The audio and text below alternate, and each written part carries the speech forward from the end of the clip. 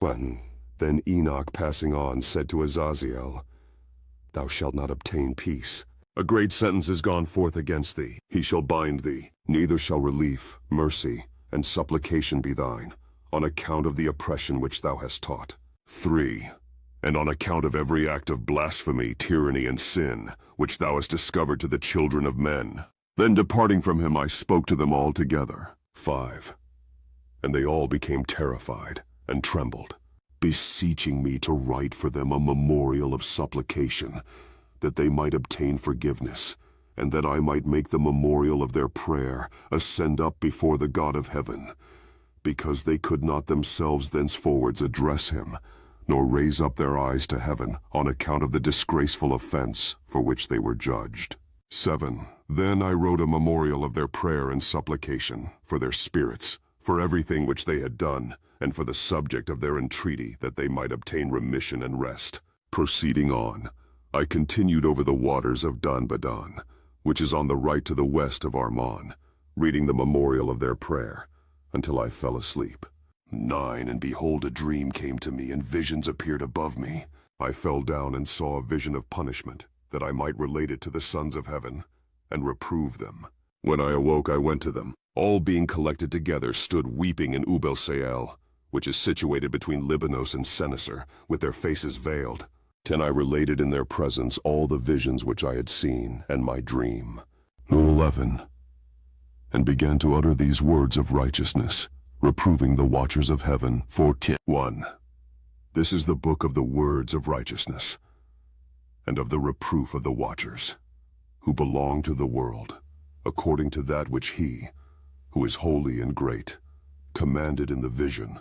I perceived in my dream that I was now speaking with a tongue of flesh, and with my breath, which the Mighty One has put into the mouth of men, that they might converse with it, and understand with the heart, as he has created and given to men the power of comprehending the word of understanding.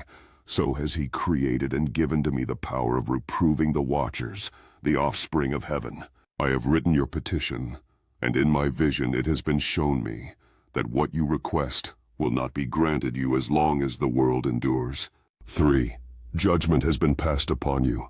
Your request will not be granted you. 4. From this time forward never shall you ascend into heaven. He has said that on the earth he will bind you, as long as the world endures. 5. But before these things, you shall behold the destruction of your beloved sons. You shall not possess them, but they shall fall before you by the sword. 6. Neither shall you entreat for them, nor for yourselves. 7. But you shall weep and supplicate in silence the words of the book which I wrote. 8. A vision thus appeared to me. 9. Behold, in that vision clouds and a mist invited me.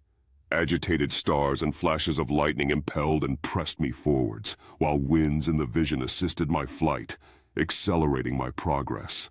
And they elevated me aloft to heaven. I proceeded, until I arrived at a wall built with stones of crystal. A vibrating flame surrounded it, which began to strike me with terror. 11. Into this vibrating flame I entered. 12. And drew nigh to a spacious habitation built also with stones of crystal. Its walls, too, as well as pavement, were formed with stones of crystal, and crystal likewise was the ground. Its roof had the appearance of agitated stars and flashes of lightning, and among them were cherubim of fire in a stormy sky. A flame burned around its walls, and its portal blazed with fire. When I entered into this dwelling, it was hot as fire and cold as ice. No trace of delight or of life was there. Terror overwhelmed me, and a fearful shaking seized me. 13. Violently agitated and trembling, I fell upon my face. In the vision I looked. 14. And behold, there was another habitation, more spacious than the former, every entrance to which was open before me, erected in the midst of a vibrating flame. 15. So greatly did it excel in all points, in glory, in magnificence, and in magnitude, that it is impossible to describe to you either the splendor or the extent of it. 16. Its floor was on fire. Above were lightnings and agitated stars, while its roof exhibited a blazing fire. 17. Attentively I surveyed it, and saw that it contained an exalted throne. 18. the appearance of which was like that of frost, while its circumference resembled the orb of the brilliant sun.